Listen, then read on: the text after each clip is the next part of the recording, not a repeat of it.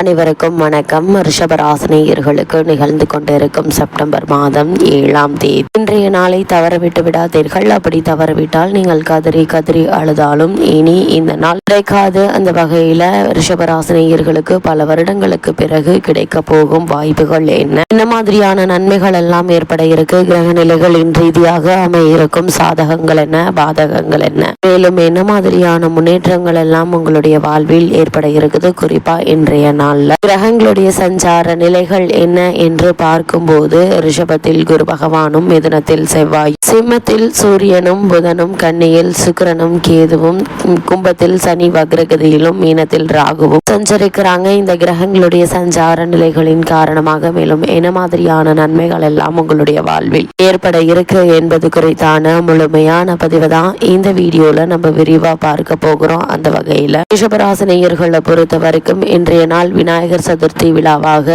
நாடு முழுவதும் மிக விமர்சையாக கொண்டாடப்படுதுங்க. அது மட்டும் இல்லாமல் இந்த விநாயகர் சதுர்த்தி விழா தமிழகம், கர்நாடகா, ஆந்திரா, தெலுங்கானா, மகாராஷ்டிரா உள்ளிட்ட மாநிலங்களில் வெகு விமர்சையாக கொண்டாடப்படுவதும் வழக்கங்க. பல இடங்களில் பந்தல் அமைத்து விநாயகர் பலவிதமான சிலைகளை நிறுவி பூஜை செய்து வழிபடுவார்கள். பிறகு 10 நாட்கள் உற்சவம் முடிந்ததும் அந்த விநாயகர் சிலையை ஊர்வலமாக கொண்டு சென்று கடலில் அல்லது நீர்நிலைகளில் கரைப்பார்கள். இதனால் நம்முடைய வினைகள், துன்பங்கள் அனைத்தும் கரைந்தோடிவிடும் என்பது ஐதீகம். இந்த விநாயகர் சிலையை பொறுத்தவரைக்கும் 3/4 அடி துவங்கி பல அடி உயரம் வரையில் விநாயகர் சிலைகளை நிறுவி பக்தர்கள் பூஜை செய்வார்கள். விநாயகர் மீதான பக்தியை வெளிக்காட்டும் விதமாக சாதாரண மக்களும் தங்களின் வீடுகளை பல விதங்களில் அலங்கரித்து விதவிதமான விநாயகர் சிலைகளை வாங்கி வழிபடுவதுண்டு. வெள்ளை நிற விநாயகர் வாங்கி வழிபடுவது அதிர்ஷ்டத்தை தரும் என்பது வாஸ்து சாஸ்திரம் சொல்கிறதுங்க. அது மட்டும் இல்லாம தற்போதுதான் கிருஷ்ண ஜெயந்தி முடிந்த கையோடு நாடு முழுவதும் விநாயகர் சதுர்த்தி கொண்டாட்டங்கள் துவங்கிவிட்டன. இதுவும் 10 நாள் உற்சவமாக கொண்டாடப்படும் பண்டிகையாகும். இந்த ஆண்டு செப்டம்பர் 7ஆம் தேதி துவங்குது விநாயகர் சதுர்த்தி விழா அல்லது கணேச உற்சவம் கொண்டாடப்பட உள்ளது. விநாயகரை வீட்டில் வரவேற்று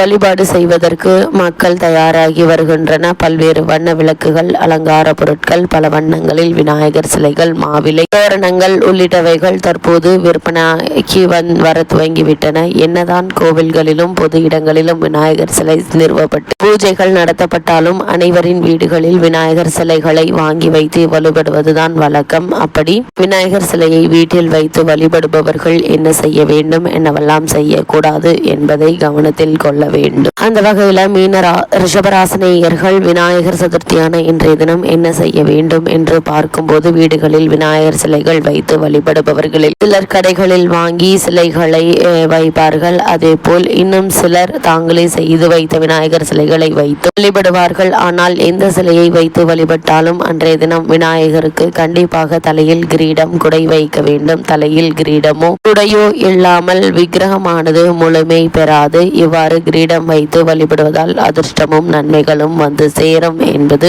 ஐதீகமாக உள்ளது. அதே போல் கடையில் வாங்கிய விநாயகர் சிலையாக இருந்தாலும் சரி, வீட்டில் செய்த விநாயகர் சிலையாக இருந்தாலும் சரி, விநாயகர் அமர்ந்த நிலையில் இருக்கும் சிலையே பிரதிஷ்டை செய்து வழிபட வேண்டும். அதே போல் கண்டிப்பாக செய்ய இருக்க வேண்டியவை என்ன இந்த விநாயகர் சதுர்த்தியில் என்று பார்க்கும்போது விநாயகர் சிலையில் விநாயகருடன் அவரது வாகனமான மூஷிகமும் அவருக்கு மிகவும் விருப்பமான மோதகமும் கண்டிப்பாக இருக்க வேண்டும். இதனால் வீட்டில் பாசிட்டிவ் எனர்ஜி என்று சொல்லக்கூடிய நேர்மறை சக்திகள் நிறைந்திருக்கும். விநாயகர் சிலைக்கு சிவப்பு நிற ஆடை அணிவித்து விநாயகரை வீட்டிற்கு வரவேற்க வேண்டும். விநாயகர் சிலையை வீட்டின் கிழக்கு, மேற்கு அல்லது வடகிழக்கு திசைகளில் மட்டுமே ஸ்தாபனம் செய்ய வேண்டும். பலவிதமான பாடல்கள் பாடி மணி ஓசை எழுப்பி உற்சாகமாக திருவிழா கொண்டாட்டத்துடன் விநாயகரை நம்முடைய வீட்டிற்கு வரவேற்க வேண்டும். வீட்டில் விநாயகர் சிலையை ஸ்தாபனம் செய்த பிறகு 1.5, 5, 3, 7, 10, 11 என்ற எண்ணிக்கையிலான நாட்களில் அடிப்படையிலேயே நீர்நிலைகளுக்கு கொண்டு சென்று கரைக்க வேண்டும். அது மட்டுமில்லாமல் இந்த விநாயகர் சதுர்த்தியான இன்றைய நாளில் நீங்கள் செய்யக்கூடாதவை என்ன என்று பார்க்கும்போது வீட்டில் ஸ்தாபனம் செய்யும் விநாயகரின் துதிக்கை வலதுபுறம் திரும்பியவாறு இருக்கக்கூடாது.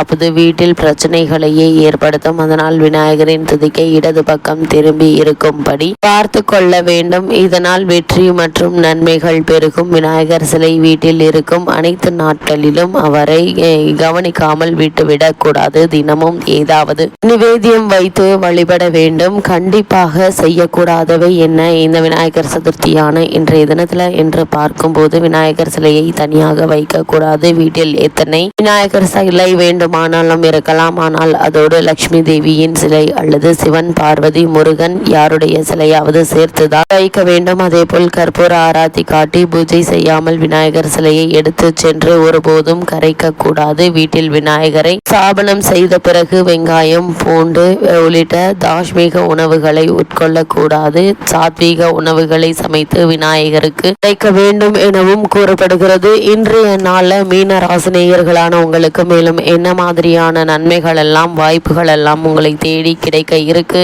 என்று பார்க்கும்போது, இன்றைய நாளை பொறுத்தவரை உங்களுடைய ராசிக்கு தொழில்துறை சிறப்பாக இருக்குங்க. எதிர்பாராத பண வரவுகள், பொருள் சேர்க்கைக்கும் வாய்ப்புகள் உண்டாகக்கூடிய ஒரு தருணமா இக்காலகட்டம் அமைஞ்சிருக்குது. சிலருக்கு வெளியூர் பயணத்தால் ஆதாயமும் ஏற்படுங்க. மகன் அல்லது மகன்களின் திருமண முயற்சிகள் சாதகமாக முடியுங்க. நீங்கள் பணிபுரியும் இடத்துல சக ஊழியர்களால் ஆதாயம் அடைவீங்க. காரணமே இல்லாமல் உங்களுக்கு மறுக்கப்பட்டு வந்த பதவி உயர்வு, ஊதிய உயர்வு, உத்தியோகத்தில் கிடைக்க வேண்டிய சலுகைகள் ஆகியவற்றை தற்போது நீங்கள் எதிர்பார்க்கலாங்க. சிலருக்கு வெளியூர் பயணத்தால் எதிர்பாராத முன்னேற்றங்கள் ஏற்பட இருக்குது. குறிப்பா திருமண சம்பந்தமான முயற்சிகளை மேற்கொள்பவர்களாக இருந்தீங்க அப்படின்னா சிறு முயற்சியிலேயே நல்ல ஒரு வரன் அமையுங்க. இருந்தாலும் வரனை பற்றி தீர விசாரித்து ஆராய்ந்து அதற்கு பிறகு வரனை நிச்சயிப்பது நல்லது. காரணம், உங்களுக்கு 7.5 சனி தற்போது ஆரம்பமாகி விட்டதால் இது மாதிரியான விஷயங்கள்ல அதிக கவனம் தேவைங்க. இல்லைனா தவறான வரனை நிச்சயித்து விடுவதற்கான வாய்ப்புகள் அதிகம் இருக்கு. நீங்கள் பணிபுரியும் இடத்துல உங்களுக்கு கிடைக்க வேண்டிய மரியாதை என்பது உங்களுக்கு கிடைக்குங்க. சக ஊழியர்களாலும் உங்களுக்கு ஆதாயம் கிடைக்கும். வியாபாரத்தில் ஏற்ற இறக்கங்களுக்கு மத்தியில் லாபம் கிடைக்குங்க. குடும்ப உறவுகள்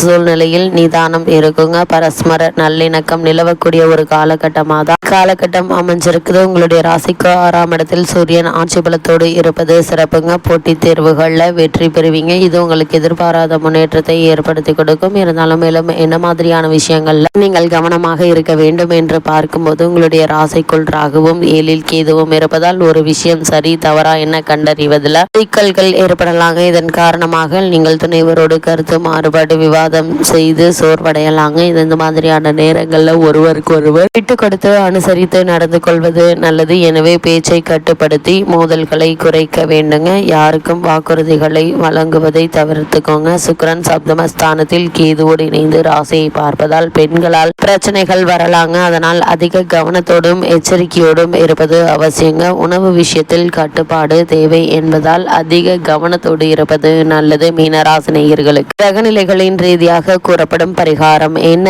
என்று பார்க்கும்போது, பள்ளிக்கொண்ட பெருமாள் கோயிலை நேரம் கிடைக்கும் போதெல்லாம் தரிசனம் செய்யுங்க. பௌர்ணமி விரதத்தை கடைபிடியுங்க. எண்ணற்ற நன்மைகள் உங்களுடைய வாழ்வில் ஏற்படும்.